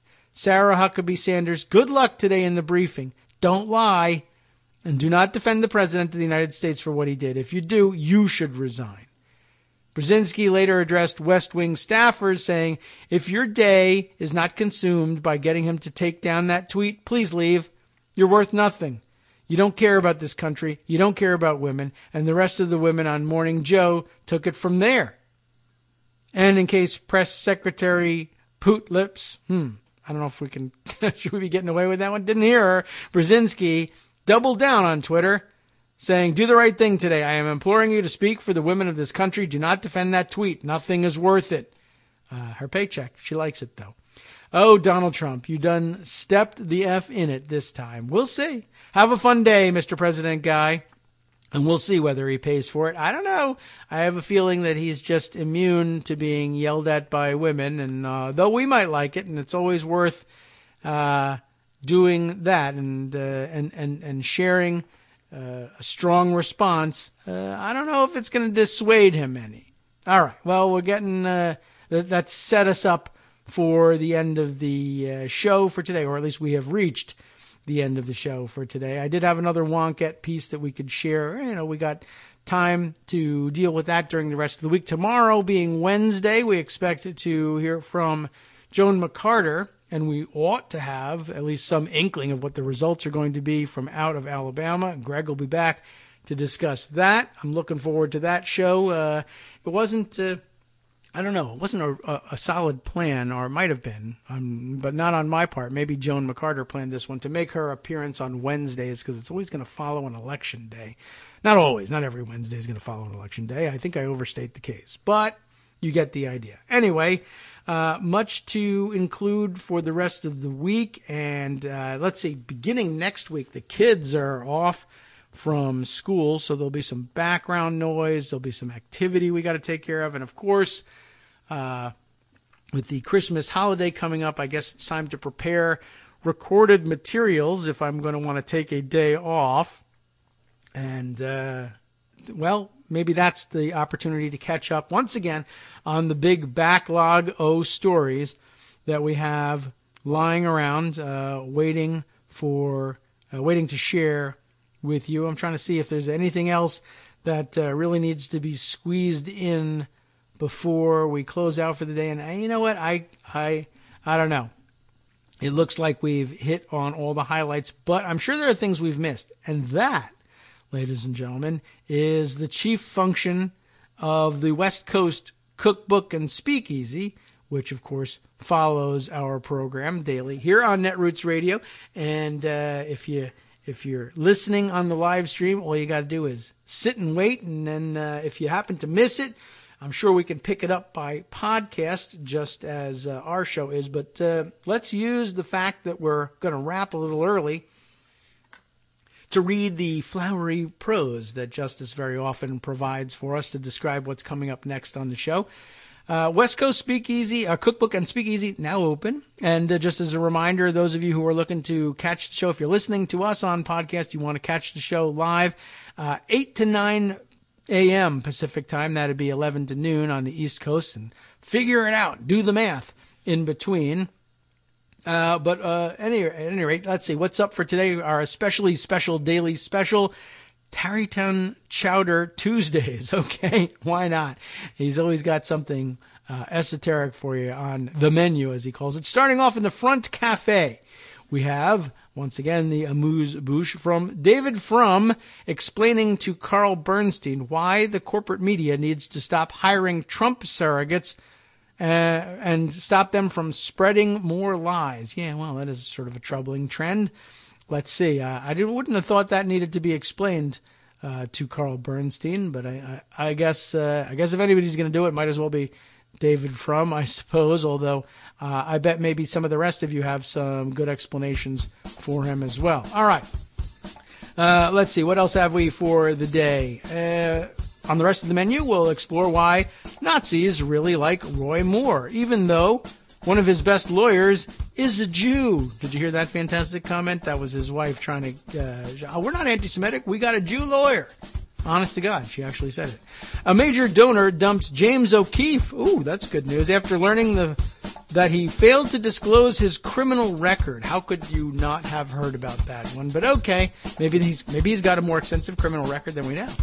And San Francisco Mayor Ed Lee dies unexpectedly this morning at age 65. I did hear that news, and they'll be covering that one after this. After the break in the next show, we move to the chef's table for a discussion on the Alabama Supreme Court in the news again, blocking a digital ballot preservation requirement to verify the vote on today's Senate election. Yes, I did mention people are nervous about these things, particularly after the Russian interference. And Trump's new U.S. ambassador to the Czech Republic once kidnapped Martha Mitchell, wife of former Attorney General John Mitchell, and pistol whipped her to shut her up about Watergate But it didn't work. But it did work to get him the job. Can you believe that you can go onto these things in your political lifetime? Well, all that and more on the West Coast Cookbook and Speakeasy with Daily Justice Coast Putnam Radio coming up on next. NetworksRadio.com.